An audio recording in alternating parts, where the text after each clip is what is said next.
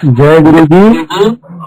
गुरु जी की सभी संगत को बहुत बहुत नमस्कार।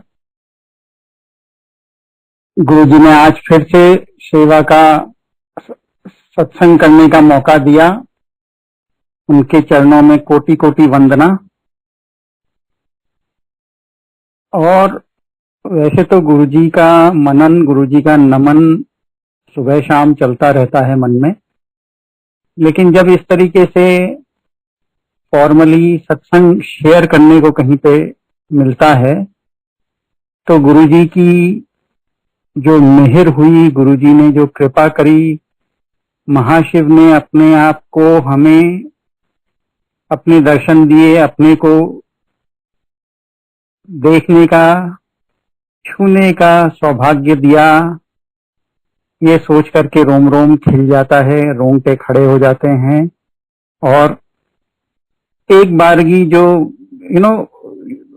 हम टंग टाइड हो जाते हैं, समझ में नहीं आ पाता कहाँ से शुरू करें।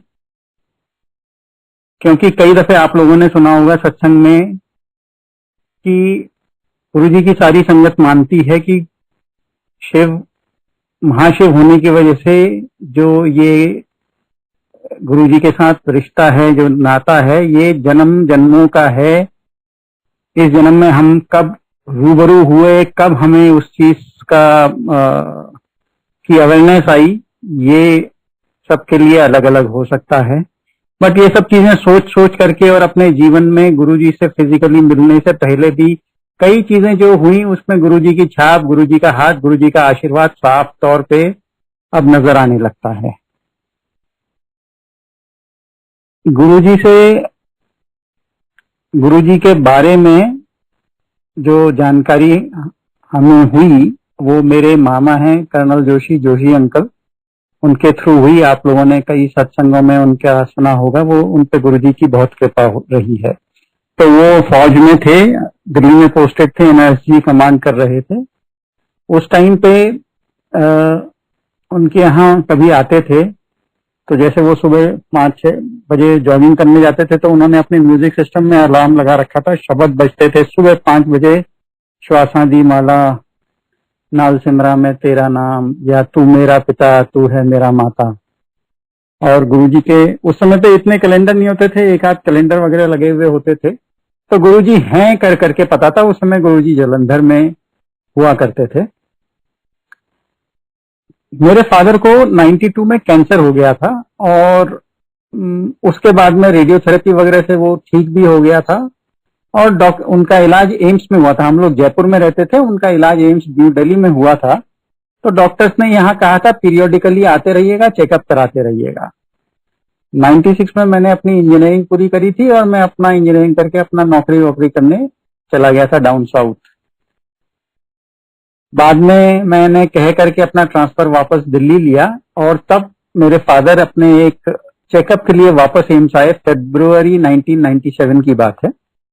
और एम्स में डॉक्टर्स ने उन्हें देखते ही कहा कि ओहो, ये आपका कैंसर तो रिलैप्स हो गया है और पूरा फैल गया है। मतलब जहां पहले थ्रोट में था वो पूरे शरीर में फैल गया है और इसमें कुछ हो नहीं सकता, केवल जिसे कहते हैं ना, you have to wait for the end. और उसमें उन्होंने जो पिक्चर पेंट की वो बहुत ही भयावह थी कि इधर से ब्लीडिंग होगी, उधर से ब्लीडिंग होगी, ऐसा पेन होगा, ये होगा। तो और जिस तरीके से डॉक्टर्स ने ये बात करी थी तो उनका जिसे कहते हैं ना, उनका मनोबल बिल्कुल टूट गया। वो चलते हुए गए थे एम्स में और वापसी में लिटरली हमारे को उनको कुर्सी पे बिठा करके, उठा करके लेकर के वापस आना पड़ा। तो उस समय गुरुजी जलंधर में थे। तो जो मेरे मामा हैं उन्होंने शायद गुरुजी से बात करी।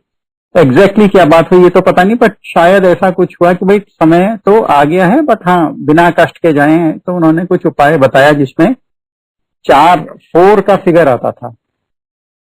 और एग्जैक्टली वो उपाय करने के 7 दिन बाद बिना कोई बहुत कष्ट के मेरे फादर की डेथ हो गई, वो चले गए। लेकिन जो डॉक्टरों ने कहा था वो मैंने बाद में अपने ताऊजी के साथ में घटित होते हुए देखा।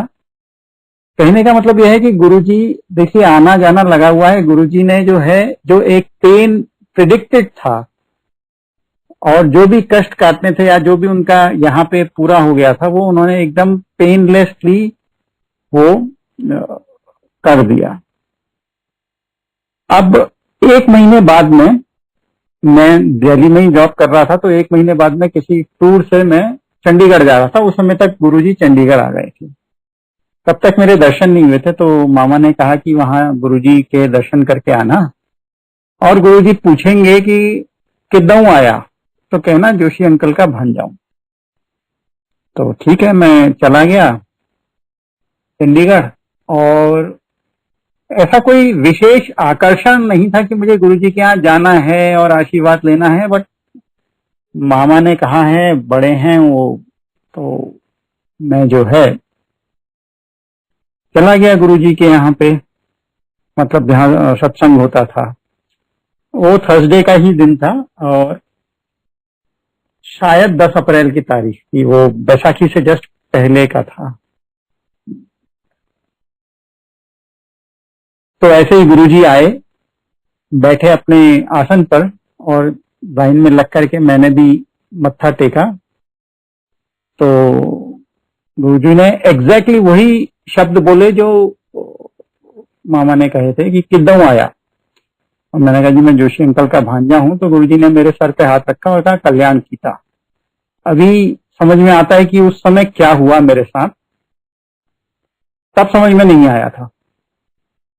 क्यों समझ में नहीं आया था? क्योंकि मुझे चाय प्रसाद और लंगर प्रसाद की महत्ता पता नहीं थी। मैं चाय पीता नहीं था, बचपन से नहीं पीता था, बल्कि इतना एंटी था चाय के कि अगर जैसे मैं छोटा बच्चा था और मेरे दूध के गिलास में अगर गलती से भी चाय की चम्मच लग जाए तो मैं वो दूध ही नहीं पीऊंगा, ऐसा मेरी जिद हुआ करती थी। तो अब वो 2-3 दफे चाय प्रसाद आया, मैंने हर बार मना कर दिया, और फिर मैं ये बिना लंगर प्रसाद लिए हुए और बिना आज्ञा लिए हुए मैं चल दिया। तो वहां पे एक अंकल जो भी सेवादार थे, उन्होंने कहा लंगर करके जाइएगा। मैंने हाँ हूं करी, लेकिन चुपचाप में निकल गया, क्योंकि उस समय 22-24 साल में तो यही था कि चलो सेक्टर 14 जाएंगे, थोड़ा घूमेंगे फिरेंगे।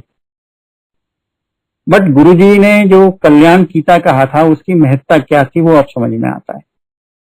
उस समय मैं एक जॉब कर रहा था जिससे मैं बहुत सेटिस्फाइड नहीं था, और मैंने कुछ इंटरव्यूज वगैरह दे रखे थे, और I was looking forward to a change.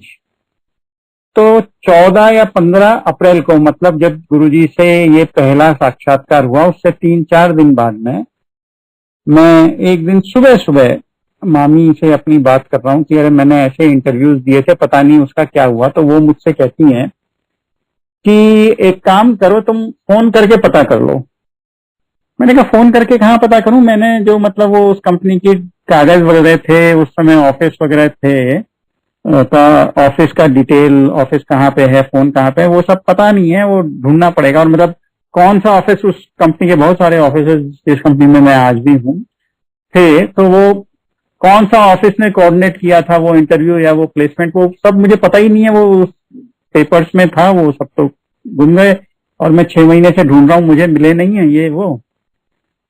खैर मैं अपने ऑफिस जाने के लिए तैयार हुआ। मैंने अपनी सूटकेस खोला, जो सूटकेस मैं यूज करता आ रहा था, ऐसा नहीं है कि वो बहुत दिनों से बंद था, मैं यूज करता आ रहा था, और पता नहीं कहाँ से वो सामने वो कागज आकर के गिर रहा है, और मैंने फटाफट उसे उठाया, फोन किया। मैंने कहा जी ऐसे ऐसे 4 महीने पहले इंटरव्यू हुआ था, 3 महीने पहले इंटरव्यू हुआ था, उसमें क्या हुआ? उन्होंने कहा जी अभी हमने 5 मिनट पहले ही रिजल्ट डिक्लेयर किए हैं, आपका बताओ जो भी रेफरेंस नंबर या जो भी है नाम बताओ। बताया मैंने, उन्होंने कहा बिल्कुल आपका हो गया है, आपको 15 मई को ज्वाइन करना है। आप देखिए गुरुजी की टाइमिंग क्या रहती है। वो 15 अप्रैल का दिन था। मेरी जो कंपनी जिसमें मैं ऑलरेडी काम कर रहा हूँ, उसका नोटिस पीरियड एग्जैक्टली 30 डेज का था। मतलब 14 मई की शाम को मैं रिलीव हुआ, और 15 मई को मैंने अपनी नई कंपनी ज्वाइन करी। अब इतना सब हो गया, लेकिन जैसे कहते हैं ना कि ये क्या चेंज हुआ है लाइफ में, ये जो गुरु जी का आशीर्वाद है या जो गुरु कृपा है, उसको लेकर के मैं अभी भी एक तरीके से अनभिज्ञ था, या शायद वो रियलाइजेशन मुझे हिट किया नहीं था। उसके बाद मैं कई दफे दिल्ली आता जाता था, मैं लकीली, मुझे लकीली कहें, अब गुरुजी के यहाँ तो कहने की बात है कि nothing is by chance, everything is by design वाली बात है। तो अब पहले सोचते हैं कि भाई लकीली मेरा पोस्टिंग जयपुर हो गई, बट शायद उस समय मेरे मदर की, मेरी सिस्टर की रिक्वायरमेंट के हिसाब से शायद गुरुजी ने बैक एंड पे मेरी पोस्टिंग मेरे होम टाउन में ही करवाई। तो मैं जयपुर से कई दफे दिल्ली आता था और मामा के यहाँ रुकता था। उस समय पे सब लोग गुरुजी के यहाँ जा रहे होते थे और मैं अपना वही टीवी देखने या घूमने फिरने के चक्कर में कोई ना कोई बहाना बना करके रुक जाता था। तब तक गुरुजी दिल्ली आ गए थे, एम्पायर स्टेट में स्थित थे। मतलब आप ये मानिए कि अगर मेरे 5 चक्कर दिल्ली के लग रहे हैं तो शायद मैं 1 आध दफे गया हूंगा और 3-4 दफे नहीं गया, इस तरीके से। और ये स्थिति जो है लगभग 2-2.5 साल तक चलती रही। मतलब इतना आशीर्वाद या ऐसी, जो जैसे कहते हैं ना वैकुंठ पा लिया, लेकिन उसका ज्ञान, उसकी समझ नहीं आई। अब मेरी छोटी सिस्टर की शादी को लेकर के मदर बड़ी परेशान रहती थी और हम लोग बहुत जगह ट्राई कर रहे थे, लेकिन कहीं पे बात बन ही नहीं रही थी। तो अब ऐसे में क्या हुआ कि सिस्टर आई हुई थी यहीं दिल्ली मामा जी के यहाँ पे ही, और मैं और मदर से जयपुर में। तो एक दिन रात को अचानक फोन आता है कि जी हमारे को आपकी बेटी का चिन्ह मिला है, फोटो मिली है और हमारी तरफ से हाँ है, आप बताइए। अब हम बिल्कुल परप्लेक्स्ड। ठीक है, कुछ रिश्तेदारों को हमने दे रखा था, लेकिन ये कहाँ से पहुंचा, ये लोग कौन है, लड़का क्या करता है, कहाँ है, कैसा है, कुछ ज्ञान नहीं है। और ये कह रहे हैं हमारी तरफ से हाँ है, आप बस हाँ बताइए। अब जो जैसा समझ में आया, मदर ने भी कह दिया कि भाई आप भी अपने लड़के का बायोडेटा भेजिए और फोटो भेजिए। तो वो थोड़े से जैसे कहते हैं ना, वो हर्ट हो गए कि लड़के का भी कोई बायोडेटा या फोटो मांगता है। तो मैं सोचा कि अरे पता नहीं क्या था, ये लगता है ये बात फिर वापस बिगड़ ही रही है। बट 3-4 दिन बाद में फोटो भी आ गई, बायोडेटा भी आ गया। तो अब हमें समझ में आया नहीं क्या करें, तो हमने वो दिल्ली भेज दिया। यहाँ पे जो है गुरुजी को फोटो दिखाई, गुरुजी ने कहा चंगा मुंडा है। तो हमने भी हाँ कर दी। अब उसके बाद 2001 में मेरी सिस्टर की शादी हुई और गुरुजी की ऐसी कृपा रही, मतलब मैं क्या बताऊं उस चीज में।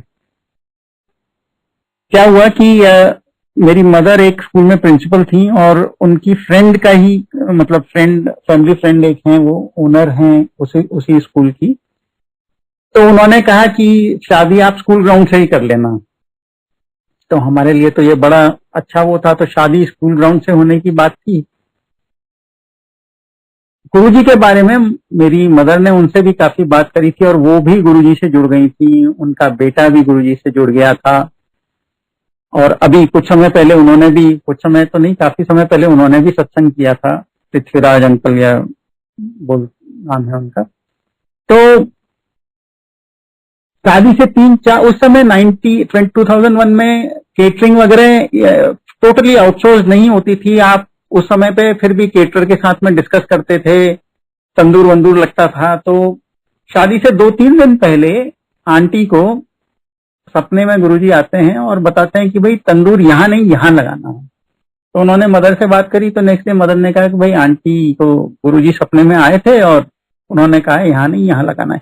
आप देखिए मेरी क्या स्थिति है, मेरे गुरुजी के दर्शन हुए हैं, लेकिन अभी मेरी समझ में आया नहीं है कि गुरुजी हैं कौन, क्या हैं और मैं क्या मिस कर रहा हूं। तो जब ये बात हुई, मैंने कहा तो ठीक है ना, तंदूर यहाँ नहीं लगाना है, वहां लगाना है, जहां लगाना है लगा लो, उसमें क्या दिक्कत है। मतलब what I am failing to realise is कि गुरुजी किसी वजह से ही शायद ऐसा कह रहे हैं। तो अब जो लड़के वाले थे वो बॉम्बे बेस्ड थे, तो जयपुर में उनकी तरफ का सारा इंतजाम भी हम ही लोगों को करना था, इन द सेंस की जैसे होटल वगैरह बुकिंग करना या बैंड बुकिंग करना। या तो जो दूल्हा है उन्होंने एक गाड़ी में आना था। अब उस समय एक गाड़ी चलती थी मित्सुबिशी लांसर, वो मेरे को बड़ी अच्छी लगती थी। और जब ये बात हुई कि वो गाड़ी भी हमने बुक करनी है उनके बिहाफ पे, तो मेरे दिमाग में एक बात आई कि एक ब्लैक मित्सुबिशी लांसर जो है एकदम सजी हुई फूलों से और शॉफर्ड, एक फुली शॉफर्ड, मतलब फुली ड्रेस्ड अप शॉफर के साथ में वो गाड़ी हो तो बहुत अच्छा लगेगा, मतलब it will be fit for the occasion. ऐसा जैसे कहते हैं ना, एक मेंटल इमेज बन गई। अनफॉर्चुनेटली किसी भी कार रेंटल एजेंसी में, किसी भी उसमें हमें मित्सुबिशी लांसर मिली ही नहीं रेंट करने के लिए। और एक सीएलओ मिली तो हमने सीएलओ रेंट कर ली। अब वो गाड़ी ने शादी वाले दिन 4 बजे रिपोर्ट करना था और उसके बाद में जनवासा, मतलब जहां बारात होती है, वहां से इधर आना था। 4 बज गए और गाड़ी का कोई अता पता नहीं, तो नेचुरली मैं थोड़ा परेशान हो गया। तो आंटी का बेटा जो उस समय पे गुड़गांव में जॉब कर रहे थे, वो आए जयपुर शादी अटेंड करने के लिए, and he came straight to the school जहां पे शादी हो रही थी, जिस स्कूल ग्राउंड में शादी हो रही थी। और जैसा उनके दिमाग में शायद आया कि भाई जैसे वो काम पूछने जाते हैं अपने यहाँ पे कि चलो मैं भावेश से पूछ लेता हूँ कोई काम, एनीथिंग टू बी डन। तो उन्होंने कहा हाँ भावेश कुछ करना है ये वो। तो मैंने उनसे कहा कि नहीं बाकी सब तो ठीक है, गाड़ी नहीं आई अभी तक, अब मेरे यही समझ में नहीं आ रहा। तो मैंने कहा देखो 4 साढ़े 4 तो बज गए हैं, अब अगर वो और लेट करेगा तो अभी उसे गाड़ी को सजना भी है, क्या कैसे हो पाएगा ये सब। ऐसा करो तुम मेरी गाड़ी यूज कर लो, मैं एक कार रेंटल से गाड़ी लेकर के आया हुआ हूँ। मैंने बाहर जाके देखा तो वो ब्लैक मित्सुबिशी लांसर थी, कार रेंटल से वो लेकर के आए हुए थे। तो फुली ड्रेस्ड शॉफर था, जैसे मतलब टिपिकल व्हाइट्स में। अब मेरे दिमाग में दूसरी चीज आई कि ये कार रेंटल की गाड़ी है, इसे मैं जो फ्लोरिस्ट है उससे सजवाऊंगा और इसमें कहीं कोई निशान विशान आ गया तो ये क्या होगा।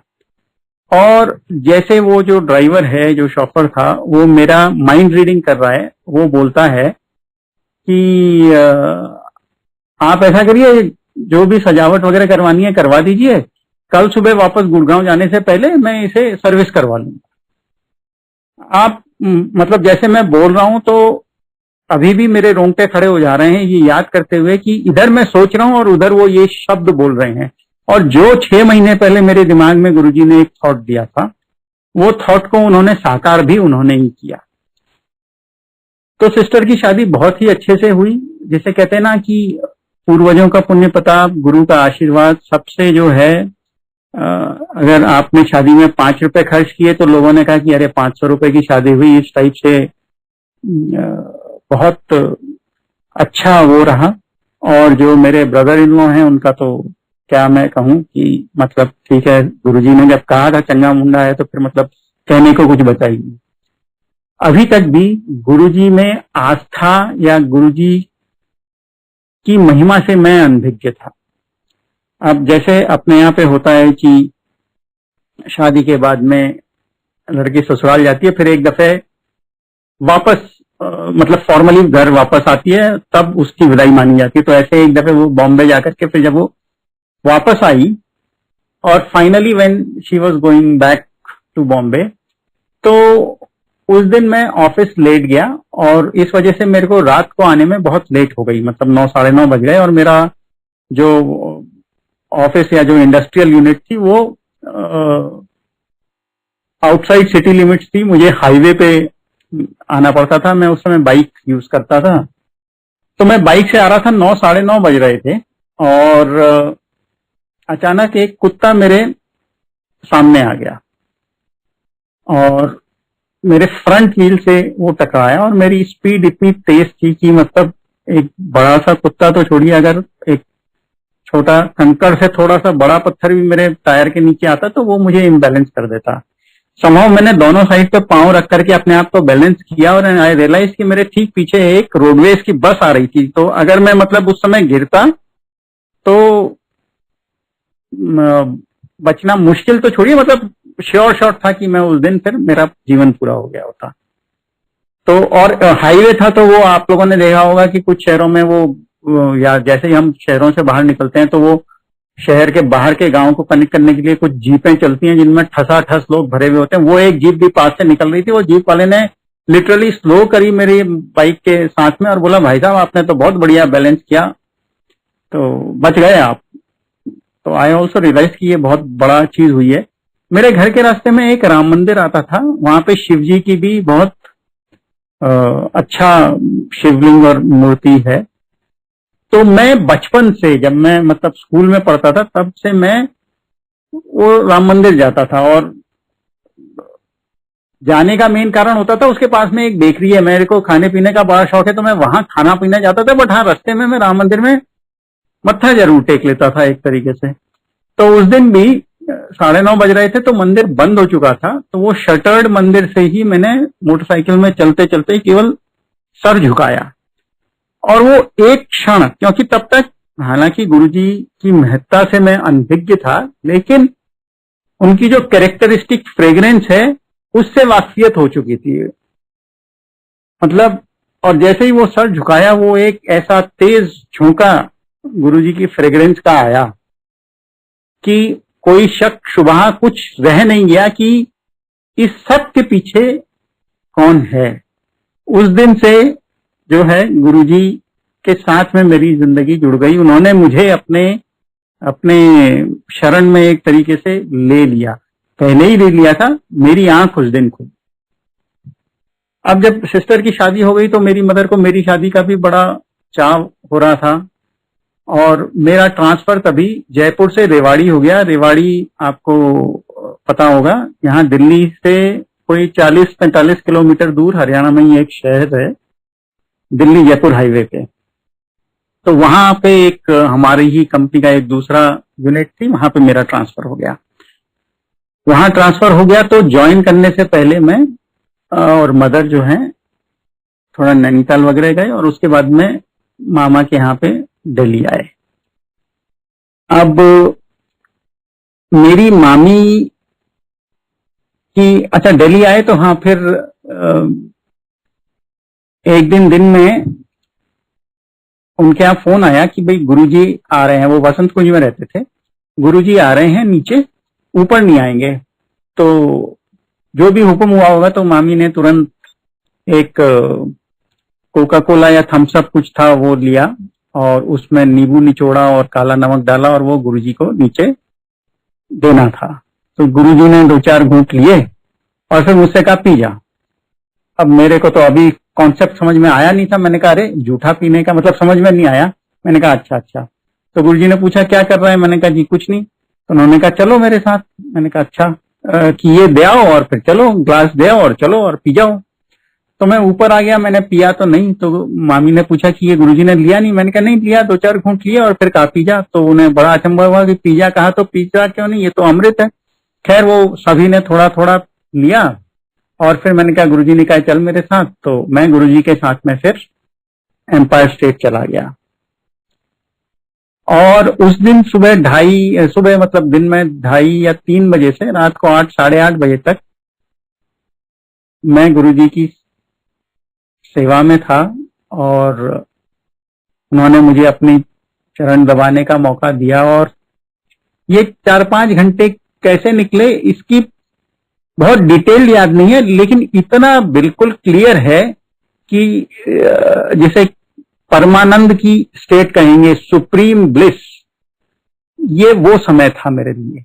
जो गुरुजी का स्पर्श था वो इतना सॉफ्ट, इतना जैसे न्यू बॉर्न बेबी की स्किन होती है, इतना सॉफ्ट, फ्रेग्रेंट और शीतल। मतलब कभी कभी मुझे लगता है जो शब्द शीतल बना हुआ है वो मतलब that is also an understatement too, मतलब ठंडा नहीं करेंगे, लेकिन हम किसी की भी स्किन को टच करते हैं या बॉडी को टच करते हैं तो एक थोड़ा सा जो खून की गर्माश होती है वो होती है। गुरुजी का टच इतना शीतल था कि आप उससे वो कूल, वो शीतलता आप ड्रॉ करते थे। तो उस दिन 4-5 घंटे तक मैं उनके साथ में रहा। बातें हुई होंगी, कुछ चीजें जो मुझे बहुत डिस्टिंक्टली याद हैं। ज्यादातर तो मेरे लिए बहुत ही मतलब ये परम सुख वाला पीरियड रहा जो मुझे याद आता है, क्योंकि मेरे को बस एक ही चीज आई वॉज अवेयर कि मैं गुरुजी के साथ हूं और गुरुजी के पांव दबा रहा हूं। इसके अलावा मेरा mind bye and large blank था। गुरुजी ने कुछ चीजें पूछी, उनमें मैंने जो जवाब दिए, कुछ चीजें मुझे याद हैं। जैसे गुरुजी ने मुझसे पूछा, अच्छा फलानी जगह नौकरी करते हो? मैंने कहा हाँ। अच्छा तो रेवाड़ी जा रहा है? मैंने कहा हाँ। और उसके बाद में गुरुजी ने पूछा नहीं, उसके बाद गुरुजी ने बताया। तब तक मैं रेवाड़ी गया नहीं था। गुरुजी ने बताना शुरू किया कि रेवाड़ी से बावल को एक रोड जाती है। जब तुम रेवाड़ी से बावल जाओगे तो दाएं हाथ पे तुम्हारा ये प्लांट आएगा। प्लांट के दरवाजे से जब तुम एंटर करोगे तो उसमें बहुत सारी बिल्डिंगें हैं। तो दरवाजे से एंटर करते ही राइट हैंड साइड पे जो बिल्डिंग है उसमें ग्राउंड फ्लोर पे तुम्हारे को कमरा अलॉट होएगा, और कमरे के खिड़की के बाहर एक लता, एक क्रीपर, एक बेल लगी हुई है। और ऐसा सब कर करके उन्होंने मुझे बता दिया और मैंने भी सुन लिया। लेकिन मैं अपने ही ऐसा सुख, ऐसा आनंद प्राप्त हो रहा था कि मैं अपने उसी में पूरी तरीके से मग्न था और मैं ये सब भूल गया। और उसके बाद में, अच्छा इसके बाद की कहानी बाद में बताता हूँ। इससे पहले दिन क्या हुआ? इससे पहले दिन ये हुआ कि मैं अपने मामा के यहाँ पे था, तो शादी वादी की बात तो हुई थी, कहीं पक्की हुई नहीं थी। तो रात को जब गुरुजी के यहाँ गए तो जैसा अक्सर होता था कि लंगर के बाद में हम लोग बैठे रहते थे जब तक गुरुजी स्वयं बुला करके आज्ञा नहीं देते थे। तो मेरी जो मामी है उनकी कजिन सिस्टर, उनके मामा जी की बेटी भी आई हुई थी, वो मेरी ही एज की थी। तो लंगर हो गया, सब लोग बैठे हुए हैं और थोड़ी देर में गुरुजी ने बुलाया और मुझे अपना दायां पांव दबाने के लिए कहा। तो मैं दायां पांव दबाने लग गया। थोड़ी देर में उन्हें बुलाया और उनसे भी कहा भाई लेफ्ट पांव दबाओ। तो मैं दायां पांव दबा रहा हूँ, वो लेफ्ट पांव दबा रही है। फिर जो है गुरुजी ने कहा दोनों व्याह कर लो। तो इस तरीके से जो है गुरुजी ने मेरी शादी करवाई। तो बल्कि गुरुजी ने ये कहा, उस समय पे मालाएं और फूल आते थे, जो भी संगत आती थी वो गुरुजी के को अर्पण करने के लिए। तो वो ढेर की तरफ उन्होंने इशारा करते हुए कहा माला चक्को। हो सकता है मैं पंजाबी गलत बोल रहा हूँ, बट कुछ उनका आशय ऐसा था, माला चक्को और व्याह कर लो, मतलब माला उठाओ उस ढेर से, डालो और व्याह कर लो। तो वो तो खैर हमने नहीं किया, जिसका मुझे आज तक भी थोड़ा थोड़ा मलाल है कि जब भगवान स्वयं आदेश दे रहे हैं तो उसमें कोई देरी नहीं होनी चाहिए। बट गुरुजी ने इस तरीके से मेरी शादी फिक्स करी। और जो मैं आपको ये वाला वाक्या बता रहा हूं, जब मैं 5 घंटे गुरुजी के साथ में रहा, मतलब इतने लंबे समय तक एक ही एक्सटेंडेड टाइम में वो एक दफे हुआ था मेरा। तो गुरुजी ने ये मेरे को रेवाड़ी की भी पूरी, जैसे कहते हैं ना, वर्ड पिक्चर बना करके दे दी कि ऐसे ऐसे ऐसे होगा। खैर हफ्ते भर बाद में मैंने रेवाड़ी में ज्वाइन किया और मैं सब भूल गया, क्योंकि जैसा नॉर्मली नई ज्वाइनिंग प्लेस में होता है, मुझे हर डिपार्टमेंट में एक्सपोजर देने के लिए 5 दिन एक दूसरे, 5 दिन दूसरा, ऐसे करते करते मैं लगभग 2 महीने बाद में फिर मेरे बॉस ने कहा अच्छा यार तुम वो फलानी बिल्डिंग में जाकर के ये room number so and so तुम्हारा है, you now start operating out of that room. जैसे मैंने दरवाजा खोला, सामने खिड़की के वो बेल दिखी और फिर मुझे याद आया और मैंने चीजों को कोरिलेट किया। रेवाड़ी से बावल जाते समय राइट हैंड साइड पे ये प्लांट है, दरवाजे से घुसते हैं तो बहुत सारे बिल्डिंग कॉम्प्लेक्सेस हैं अलग अलग डिपार्टमेंट के। मुझे राइट हैंड साइड में ग्राउंड फ्लोर पे कमरा मिला और सामने बेल। और देखिए गुरुजी की कृपा या स्कीम ऑफ थिंग्स कैसे पहले से क्लियर थी, ये जैसे अभी मैं और 2-4 सत्संग आपके साथ शेयर करूंगा तो और क्लियर होगा। तो रेवाड़ी आने के बाद में गुरुजी के पास में मेरे आने की फ्रीक्वेंसी थोड़ी ज्यादा बढ़ गई, क्योंकि पास में था ऑफ कोर्स। और मुझे लगता है कि मेरा वो समय जहां तक गुरुजी का सिमरन है सबसे अच्छा पीरियड था, क्योंकि मैं प्लांट में कोई काम करवा रहा हूं या कुछ और कर रहा हूं तो मेरे मन में हमेशा ओम नमः शिवाय चलता रहता था और गुरुजी की छवि बनी रहती थी। मतलब ऐसा समय आज भी नहीं है। मेरा वो समय जो 2-4 महीने उस समय था, उतना सिमरन क्यों नहीं है मुझे नहीं पता, लेकिन उस समय का सिमरन मुझे अभी भी लगता है कि बहुत ही, उस समय गुरुजी की कृपा मेरे पे बहुत रही। अब ऐसा हुआ कि मैं गुरुजी के दर्शन के लिए आ जाया करता था मामा जी के यहाँ पे भी। और पहले तो गुरुजी का 7 दिन चलता था, जो सत्संग, जो संगत रहती थी, फिर वो 4 दिन हो गया था। और बीच में कभी जब गुरुजी की तबीयत खराब होती थी, किसी कल्याण ज्यादा हो गया या कुछ, जो भी वो अपने ऊपर सब कुछ ले लेते थे, तो कुछ समय पे संगत बंद भी हो जाती थी, भले ही गुरुजी एम्पायर स्टेट में ही हो। बट ऐसे में क्या होता था कि उनकी कृपा जोशी अंकल पे रही, उनकी एंट्री हमेशा ही रहती थी। और उनके पीछे पीछे मैं और मेरा एक और कजिन है, जिसे आप लोग जानते होंगे, जिसे गुरुजी ने लाइट ऑफ डिविनिटी की सेवा दी थी, जीतू। नॉर्मली हम लोग जिसे कहते हैं ना कि उनका पीछे पीछे चले जाते थे और हमें एंट्री मिल जाती थी। गुरुजी ने हमें मना नहीं किया, कभी रोका नहीं। ऐसे में क्या हुआ, एक दफे मुझे एक सपना आया कि एम्पायर स्टेट में मैं बैठा हुआ हूँ और जीतू भी बैठा हुआ है और मामा मामी है और गुरुजी है और कोई नहीं है।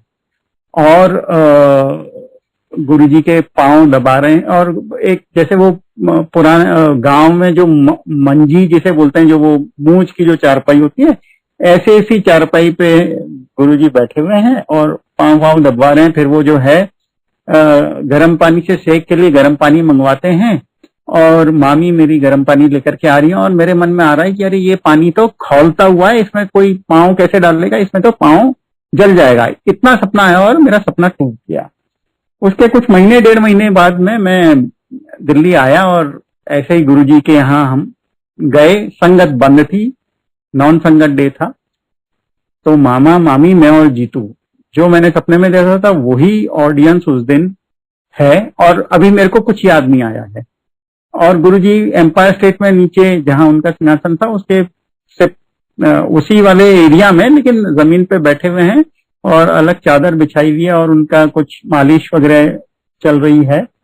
और तेल वेल से उनके पाँव के वो अपने बॉक्सर्स में और बनियान में है और मालिश चल रही है। और मैं और जीतू एकदम टिक के बैठे हुए हैं दीवार से और आपस में मतलब गुरुजी की बात कर रहे हैं ऑफकोर्स। तो थोड़ी देर में जो है गुरुजी ने कहा भाई जरा गर्म पानी ले आओ, शेक करूंगा पाँव का। गर्म पानी भी आ गया और मेरे को अभी तक मेरा सपना याद नहीं आया है।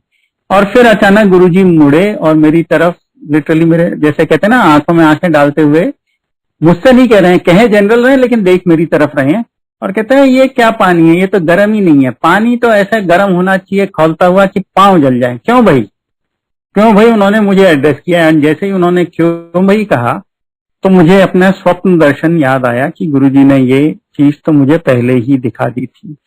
क्यों मुझे लगता है कि मेरा वो पीरियड गुरुजी के सिमरन का सबसे अच्छा पीरियड था, क्योंकि उस समय गुरुजी से मैंने जैसे ये बताया, ऐसे ही एक दफे क्या हुआ कि संगत होने के बाद में काफी लेट तक हम लोग बैठे हुए थे और अगेन मैं और जीतू काफी वो करते हैं, आज भी हम बहुत बात करते हैं गुरुजी की। तो मैं जीतू से कह रहा हूँ चुपचाप धीरे धीमी आवाज में कि गुरुजी अपने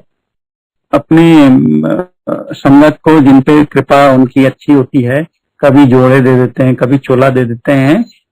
यार जीतू, कभी वो दिन आएगा कि गुरुजी कहेंगे कि ले भाई तू ये ले जा, तो गुरुजी ने मेरे मुंह से इतना निकला होगा और वो बहुत धीमी आवाज में, मतलब, और हम इतनी दूर थे कि कोई पॉइंट ही नहीं कि ये बात कहीं तक पहुंच सके, कि गुरुजी एकदम मुड़े मेरी तरफ, इशारा करके बुलाया, अपने मोजे उतारे और मुझे प्रसाद दे दिया। तो ये अब क्या कहें, मतलब जो गुरुजी की ने धीरे धीरे, जैसे अब कई दफे ये नई संगत पुरानी संगत की बात होती है, बट जो लोगों ने पहले देखा था उनकी सबसे बड़ी, मतलब मैंने आज तक कोई ऐसा व्यक्ति नहीं मिला जो थोड़ा सा खलिश जिसके दिल में ना हो कि हमने गुरुजी को उनके पूर्ण रूप में पहचाना नहीं। तो वही चीज मुझे भी लगती है। अभी भी मैं और वाइफ अक्सर बात करते हैं कि हम इतने पास थे रेवाड़ी में, हम हर वीक आ सकते थे, 2 से 3 दिन हर वीक कर सकते थे, हम अपने कन्वीनियंस पे आते थे। तो ये चीज जो है काफी एक वैक्यूम सी लगती है दिल में। और जो गुरुजी ने सेवा दी वो भी अपने आप में एक बड़ी गजब चीज है। रेवाड़ी में जब मैं था और मेरी शादी फिक्स हो गई थी, हुई नहीं थी, ऐसे उस पीरियड के दौरान क्या हुआ कि अ, एक दिन मुझे मेरी मदर का फोन आया कि गुरुजी ने मामा को कहा था कि भाई मुझे कौड़तुम्बे चाहिए। अब कौड़तुम्बा क्या होता है? कौड़तुम्बा एक जंगली फल होता है जो जिसकी तासीर बड़ी कड़वी होती है। मतलब उसके लिए अगर उसे आपने काट करके जो उसका जो सॉफ्ट पार्ट है वो अगर आपके हाथ में लग गया तो आपकी जबान कड़वी हो जाएगी, ऐसी उसकी तासीर होती है। और उसकी खूबी क्या होती है? उसे ये माना जाता है कि जो सिद्ध वैद्य है कोई, तो वो उसकी दवाई बना सकता है। और जो जो कैटल है, जो गाय भैंस हैं, इनकी खुराक में भी उसे यूज किया जाता है, ताकि मतलब इनका जो भी मेडिसिनल पर्पस के लिए, तो इस टाइप की चीज है। तो वो जो कौड़तुम्बा था उसके लिए उससे गुरुजी अपनी मालिश करवाया करते थे। तो आप सोचिए कि शिव पुराण में या शिव जी से संबंधित जितना लिटरेचर है उसमें हमने, और शिव जी की पूजा में जो चीजें इस्तेमाल होती हैं, बेलपत्र, आंख का फूल, कभी धतूरे की भी बात की जाती है। तो ऐसा इसलिए नहीं कि मतलब ये है कि वो ऐसी चीज को भी दवा में कन्वर्ट कर देते हैं। तो बात ये हुई कि गुरुजी ने मामा को हुक्म दिया कि भाई कौड़तुम्बा मंगाओ। और कौड़तुम्बा जो है वो होता है ड्राई एरियाज में। तो जयपुर राजस्थान की कैपिटल है, ड्राई एरिया है। तो मामा ने शायद पूछा कहाँ, क्या कि तेरी बहन है ना उधर जयपुर में। इंसिडेंटली उनका बड़ा लड़का जितिन भी उस समय पे जयपुर में ही पोस्टेड था कि वहां बात करो, जयपुर से मंगवाऊं। अब जयपुर में बात की गई तो किसी को समझ में आया नहीं, क्योंकि जयपुर भले ही राजस्थान में, पर है तो एक अर्बन सेंटर ही। बट बहुत बात की गई तो पता चला कि जो ये पंसारी होते हैं, ये लोग कुछ फांकी वांकी बना के रखते हैं, तो वो मिल जाएगा। रॉ कौड़तुम्बा जो फल है वो मिलना तो मुश्किल है। तो मेरा कजिन जितिन और मेरी मदर जो है वो ऐसे पंसारी वंसारी के गए और आधा 1 किलो जो भी है ले करके उन्होंने कुरियर करवा दिया। बट मामा को हुक्म ये आधा 1 किलो नहीं हुआ था, उनको हुक्म हुआ था कि कट्टे के कट्टे, मतलब बोरियां भर के कौड़तुम्बा मंगाओ। अब पहली चीज तो वो फल नहीं मिला, और दूसरी चीज बोरियों के मिलने का तो मतलब ही नहीं था। वो तो मतलब पंसारी कहता भाई 1-2 किलो मिल जाएगा, तो बहुत 2-3 दुकानों से इकट्ठा करके शायद वो आधा 1 किलो उन्होंने भिजवाया। अब उस समय पे मोबाइल होते नहीं थे, बैक इन 2001, या होते थे तो शायद बहुत महंगे होते होंगे। तो हमारा लैंडलाइन पे ही मैं रात को जब घर आता था तो अपनी मदर को एक दफा फोन करता था। तो मैंने रात को जब उनको फोन किया तो ये उन्होंने वाकया बताया कि ऐसा ऐसा हुआ, हमने ये भिजवा दिया है। देन उनके दिमाग में आया कि देख, रेवाड़ी भी तो राजस्थान और हरियाणा का बॉर्डर ही है, वहां पे चेक करना क्या होता है क्या नहीं होता है। अगले दिन जब मैं अपने प्लांट पे गया तो मैंने जो वो लेबर कॉन्ट्रैक्टर था उसको बुलाया और मैंने उसे एक्सप्लेन किया कि भाई ये संतरे के आकार का होता है, और कलर जो उसका होता है वो हरे और पीले नींबू की स्ट्राइप्स होती हैं उसमें एक तरीके से, और ऐसा होता है कर करके।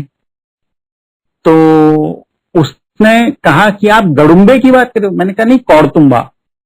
तो उसने मुझे समझाया कि देखो, पंजाब में उसे कौड़तुम्बा कहते हैं, हरियाणा में उसे गड़ुम्बा कहते हैं। मैंने कहा अच्छा, तो मिलेगा क्या? बोला रुको। वो गया और 2 मिनट बाद में एक एग्जैक्टली जिस टाइप का डिस्क्रिप्शन मैंने दिया था वो लेकर के आ गया। अच्छा, मैंने भी डिस्क्रिप्शन अपनी मदर से सुना था, जिन्होंने उसे मेरे मामा से सुना था। कोई फोटो वोटो नहीं थी कि मोबाइल पे किसी ने स्मार्टफोन पे फोटो खींच के भेज दी। उस समय तो स्मार्टफोन थे ही नहीं, जो भी थे वो नोकिया के वो टच पैड वाले थे, वो थे कीपैड वाले थे। तो फल देखते ही वो, आई वॉज वेरी क्लियर कि ये ही कौड़तुम्बा है, यही चाहिए गुरुजी को। तो मैंने उससे पूछा कि अच्छा यार ये बताओ तुम कितना ये कर सकते हो, और उसका जवाब आता है कि आपको कितने कट्टे चाहिए, आपको कितनी बोरियां चाहिए। तो आप ये सोचो कि गुरुजी ने वही ऑफिस मुझे दिखाया था, बताया था, और उसी ऑफिस में मुझे सेवा भी दी। और उसके बाद में ऐसा हुआ कि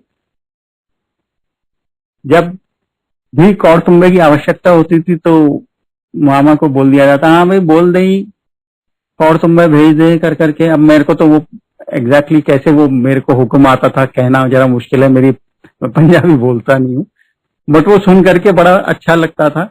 और हम वो कट्टा भरा जाता था कौड़तुंबे का, किसी ट्रक में रख दिया जाता था, वो गुड़गांव में सेक्टर 17 के एक पेट्रोल पंप पे उतर जाता था, वहां से मामा कलेक्ट कर लेते थे। तो इस तरह एक कौड़तुंबे की हमारी सप्लाई चेन चल गई।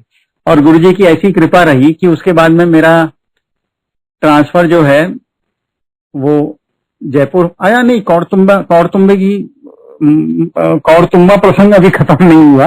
खत्म ऐसे नहीं हुआ कि उसके बाद में मेरा ट्रांसफर जो है वो जयपुर हो गया, और हम फैमिली शुरू करना चाहते थे, और फैमिली शुरू करने में कुछ दिक्कत हो रही थी, कुछ मेडिकल प्रॉब्लम्स थी, तो कुछ ट्रीटमेंट वगैरह लिया, और फिर मतलब थोड़ा बहुत ऐसे में जो वो होता है, हम वाइफ ने कहा कि मैं तो, वो हरिद्वार को बिलोंग करती है, कि मैं कुछ दिन अपने फादर के यहाँ जाना चाहती हूँ। तो मैं उनको हरिद्वार छोड़ने जा रहा था, बट हमारा हमेशा ये होता था कि हमारा कहीं भी आना जाना होता था तो हमारा पिट स्टॉप जो है वो दिल्ली होता था। हम जाते थे या आते थे तो गुरुजी के यहाँ मत्था टेकते थे, फिर आगे की जर्नी करते थे। तो हम गुरुजी के यहाँ रुके। उस दिन भी संगत पूरी होने के बाद में बैठे रहे 1:30-2 बजे रात को। मुझे अच्छी तरह याद है, मेरे वाइफ और मेरी मदर के अलावा मेरे मामा जोशी अंकल थे, एक रॉल अंकल थे, और एक एम्स के ईएनटी में डॉक्टर अंकल थे, शायद डॉक्टर शर्मा नाम था, मुझे नाम पक्का याद नहीं आ रहा। तो ये 6 लोग थे केवल उस समय, और गुरुजी अपने कमरे में ले गए। और फिर वापस उन्होंने, जैसे हमारी जब शादी कराई थी वैसे उन्होंने जो है मुझे तो कहा पांव दबा, और मेरी वाइफ से कहा लोअर स्टमक दबाने के लिए, और खूब जोर से कहा ये क्या हल्के हाथ से दबा रही है, कुछ नहीं होता यहाँ पे, जोर से दबा। और फिर जैसे जैसे बाल सुलभ तरीके से उन्होंने कहा मेरी आंखों में बहुत जलन हो रही है, क्या रखा जाए। तो मेरी वाइफ से पूछा तो उन्होंने कहा ककड़ी रखते हैं। उस समय शायद इंसिडेंटली एम्पायर स्टेट में ककड़ी नहीं थी, तो वाइफ ने कहा लौकी को भी काट करके या आलू को भी काट करके रख सकते हैं। तो गुरुजी ने वो रखवाया, खूब पांव दबवाए, पेट की मालिश करवाई, और फिर जो है सुधा आंटी थी शायद वहां पे, तो तो उनसे ये कहा कि इनको दूध प्रसाद दो। तो सबको दूध प्रसाद दो, जो भी 4-5 लोग हम थे वहां पे, तो सबको दूध प्रसाद मिला। और इंसिडेंटली उस समय मेरी मामी को और 1-2 आंटियों को और उन्होंने डुगरी भेजा हुआ था। तो अगले दिन जब उनकी मामी से बात हुई तो उन्होंने कहा जा तेरी बहन का काम कर दिया। इससे मुझे एक और चीज याद आई कि आपको मैंने बताया था कि मेरी जो वाइफ है वो मेरी मामी की कजिन थी। तो जब गुरुजी ने हमारी शादी फिक्स करी, उसके बाद जब भी मैं और मामा मेरे साथ उनके सामने पड़ जाते थे तो गुरुजी हमेशा हंसते हुए कहते थे मामा भांजा ने साड़ू बना दिता। तो अगले दिन उन्होंने मामी को डुगरी में फोन जब बात हुई उनकी, तो उन्होंने कहा जा तेरी बहन का काम कर दिया। हम लोग हरिद्वार चले गए थे। 10-15 दिन बाद में जब वापस लौटे और फिर टेस्ट हुआ तो टेस्ट पॉजिटिव था, और गुरुजी ने हमें ब्लेस किया हमारी बेटी के थ्रू। बेटी दी हमारे को एक। अब क्या हुआ, जो ड्यू डेट थी मेरी वाइफ की वो थी 4 जून, और ये कौड़तुंबे मैं फिर भी रेवाड़ी से भिजवा देता था, भले ही मैं जयपुर आ गया था। अब 28-29 मई को मेरे दिमाग में आया कि मैं जो है गुरुजी के पास जाऊं और कौड़तुंबे लेके जाऊं, ताकि उनकी ब्लेसिंग्स भी हो जाएगी और कौड़तुंबे भी दे दूंगा। तो जैसा हम करते हैं, मैंने एक ऑफिशियल टूर दिल्ली का बनाया, रास्ते में रेवाड़ी गया, रेवाड़ी से मैंने ये कौड़तुंबे कलेक्ट किए, और साउथ एक्स में मेरी मीटिंग थी क्लाइंट के साथ में, मिल मिला करके मैं शाम को 4-4:30 बजे, ट्यूसडे था इंसिडेंटली, वो भी 31 मई का ही दिन था, बट 31 मई 2007 नहीं था, 31 मई 2005 था। तो मैं जो है अपना सारे ऑफिस के काम खत्म करके 4-4:30 बजे एम्पायर स्टेट पहुंचा। नॉन संगत डे था, और मैंने वाइफ से कह रखा था कि बस मैं कौड़तुंबे दे करके निकल जाऊंगा, तो 9-9:30 बजे तक मैं जयपुर पहुंच जाऊंगा, तो खाना घर पे ही खाऊंगा। और मेरा एक कलीग भी मेरे साथ में थे, तो उनको मैंने बाहर ही जहाँ पे पार्किंग होती है वहां पे ही रोका कि मैं अभी जरा देखे आ जाता हूँ, और तो मैं आपको दर्शन करा दूंगा। क्योंकि उनसे भी बातचीत, वो काफी मुझसे उन्होंने बड़े थे लेकिन स्पिरिचुअल इंक्लाइन थे, तो उनसे काफी बातचीत हुई थी रास्ते में। तो मैं अंदर गया, सुदामा भैया थे वहां पे, मैंने कहा ये और तुम्बे लाया हूँ, और इतने में गुरुजी बाहर आ गए। हाँ भाई क्यों आया? मैंने कहा जी कौड़तुम्बे लाया। तो गुरुजी ने कहा अच्छा कौड़तुम्बे लाया था कि मीटिंग करने आया था साउथ एक्स में? अब गुरुजी से आप क्या छुपा सकते हो? तो मुझे तो काटो तो खून नहीं। फिर वो हंसने लग गए। फिर बोलते हैं अच्छा एक काम करो, इसमें से 9 मोटे मोटे कौड़तुम्बे निकालो, एकदम रिष्ट पुष्ट। मैंने कहा अच्छा जी। तो मैंने छांटे 9 कौड़तुम्बे निकाले। फिर उन्होंने सुदामा भैया से कहा कि इसको एक खरल दो। खरल होता है जिसमें वो कूटते हैं, और मुझसे कहा इसकी चटनी बना। अब मुझे तो कुछ आइडिया नहीं था, मैं धीरे धीरे वो कूटने लगा। तो गुरुजी और हंसे। वो सुदामा भैया से बोलते हैं इससे नहीं होगा, तुम बनाओ। फिर मैंने गुरुजी से कहा, मैंने कहा गुरुजी वो मेरे एक कलीग भी आए हुए हैं तो उनके दर्शन। तो गुरुजी ने कहा नहीं, अभी सीधे वापस जाओ बड़े मंदिर, वहां पे सत्संग करो, वहां पे है संगत, वहां पे सत्संग करो, और कुछ समय बताया, मुझे याद नहीं आ रहा, 6 का 6:30 का, इतने बजे वहां से निकलना जयपुर के लिए। तो जैसा गुरुजी की आज्ञा हम वापस गए। वहां पे हमें एक सिंगला अंकल की तो मुझे डेफिनेटली याद है, वो थे, और एक अंकल, 2 अंकल और थे। वहां बैठ करके हमने खूब सत्संग किया। कढ़ा प्रसाद भी मिला हमें और चाय प्रसाद भी मिला। तब तक मुझे बिल्कुल अक्ल आ गई थी कि चाय प्रसाद की क्या महिमा है। वो करके हम 6, 6:30 बजे निकले, और ट्रैफिक के चक्कर में होते होते हम 12, 12:30 बजे वापस जयपुर में रात को पहुंचा।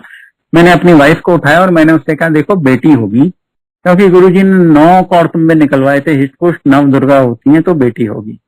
तो 7 जून को हमें बेटी हुई। फिर हमने गुरुजी से कहा कि गुरुजी इसका नाम, मतलब हमारी तो बोलती कमी होती थी, डर लगता था, तो मामा से कहा, मामा ने कहा हाँ गुरुजी ने कहा है बताएंगे। 6-7 महीने की जब मेरी बेटी हुई तो वो बहुत ही बीमार पड़ गई, बहुत बीमार पड़ गई। और मेरी एक बहुत बड़ी मीटिंग थी आर्मी के साथ में, तो मैं मीटिंग में था, और मेरी वाइफ को और मदर जो है उन्होंने जाकर के बेटी को हॉस्पिटल में एडमिट कराना पड़ गया। मीटिंग खत्म होते ही खैर मैं वहां पहुंचा, और ठीक है उसका जो भी था चल रहा था इलाज विलाज। उस दिन रात को मामा का फोन आया, उन्हें नहीं पता था कि ये हॉस्पिटलाइज्ड है, और उन्होंने कहा, वो गुरुजी ने कहा इसका नाम गौरी रखो। और फोन आने के थोड़े समय के अंदर अंदर में तो गौरी जी एकदम ठीक, और अगले दिन डिस्चार्ज हॉस्पिटल से। मतलब 24 घंटे रही होगी ज्यादा से ज्यादा हॉस्पिटल में, और उतने ही समय तक जब तक फोन में उसके नाम नहीं बताया गया था। तो उसके बाद गुरुजी की ऐसी कृपा रही कि महासमाधि से पहले उन्होंने हमारे को हर महीने जयपुर से बुलाया, और हुक्म बड़ा क्लियर होता था, कौड़तुम्बे भेजना ही नहीं होता था, कौड़तुम्बे लेके आ जा ही होता था। लिटरली नवंबर या अक्टूबर 2006 से और मई 2007 तक हर महीने, मेरे ख्याल से गुरुजी की महासमाधि से 2 या 3 दिन पहले जो सैटरडे रहा होगा 27 या 28 मई, वो मेरे आखिरी उनके साक्षात दर्शन रहे होंगे। बट सबसे बड़ी चीज यह है कि गुरुजी की कृपा, गुरुजी की दया की कोई कमी न पहले थी न अब है। बाद में मुझे उन्होंने ट्विन सन्स दिए। अभी अब समय थोड़ा सा मेरे ख्याल से मेरा होने वाला है, तो मैं अब और सत्संगों में नहीं जाऊंगा। सत्संग गुरुजी की कृपा, गुरुजी का आशीर्वाद ऐसा है कि हर क्षण हर पल, अब जो बोले जाएं, जो कहा जाए वो कम है। केवल अपनी पात्रता, हम इतने सुपात्र बने कि उनका आशीर्वाद, उनकी कृपा, उनकी दया हम पे बनी रहे। ये गुरुजी से बहुत बहुत विनती है। जैसे कई सत्संगों में आपने सुना होगा कि मांगो नहीं मन्नो, और ABC, don't abuse, don't blame, don't criticise.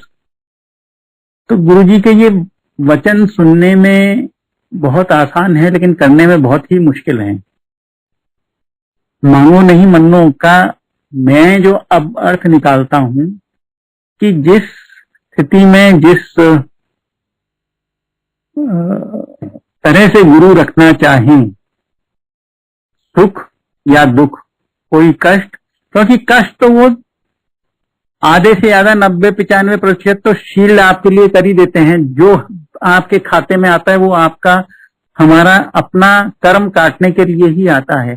तो ये समझ कि अगर मेरे को कुछ ऐसी स्थिति से गुजरना पड़ रहा है जो मेरे लिए प्रिय नहीं है या जो मेरे को कष्टकारी है, तो इसमें भी उनकी कृपा ही है। गुरु कभी नाराज नहीं होता, गुरु कभी आपको कष्ट नहीं देता। जो कष्ट हमारे खाते में आ रहा है वो हमारा कर्म कट रहा है और बहुत थोड़ा सा हिस्सा आ रहा है। सूदी को शूल बनाने वाली बात जो है वो हो रही है। एक जगह पे गुरुजी की लाइट ऑफ डिविनिटी में ही एक जगह पे बताया गया है कि गुरुजी ने कुरान, बाइबल और गीता, मतलब जितने ग्रंथ हैं उनको कोट कर करके, जो शायद ही बहुत कम लोगों ने सुना होगा क्योंकि वो प्रीचिंग गुरु नहीं थे, वो प्रैक्टिकल गुरु, रसिक बैरागी हैं हमारे गुरुजी। तो अभी मैं 2-3 दिन पहले ही कुछ पढ़ रहा था एंड सडनली मेरे दिमाग में ये आया कि देखो जो लाइट ऑफ डिविनिटी में है कि उन्होंने अलग अलग ग्रंथों से कोट किया था, और जो मेरे मन में आ रहा है कि जैसे गुरुजी रखें तो एटलीस्ट तीन ग्रंथों में तो मुझे इसका वो मिला, अलहम्दुलिल्लाह कर करके बोलते हैं कि प्रेज ऑफ द गॉड, शुक्राना, या क्रिश्चियंस में दाई विल बी डन। अपना रामचरितमानस में ही आप देखिए, तेई विधि रही है यही विधि राखे राम। तो गुरुजी हमें सिर्फ इतनी, या गुरु नानक की सीख में कि गुरु का भाना जिसे कहते हैं, गुरुजी हमारे ऊपर सिर्फ इतनी कृपा करें कि हम ये चीज आत्मसात कर लें कि जो मेरी स्थिति है उसमें मैं सुखी हूं, क्योंकि वो मेरे गुरु का दिया हुआ रास्ता है मेरे लिए और वही मेरे लिए श्रेयस्कर है। कोई गलती, कोई गुस्ताखी गुरुजी की उस्तद में, गुरुजी की वडियाई में हुई हो तो गुरुजी मुझे माफ करिएगा, मुझ पे अपना प्रेम, अपनी कृपा बनाए रखिएगा। सभी संगत पे प्रेम कृपा बनाए रखिए। सभी संगत को बहुत बहुत शुक्राना, सभी सेवादारों को साधुवाद। जय गुरुजी, जय गुरुजी, जय गुरु।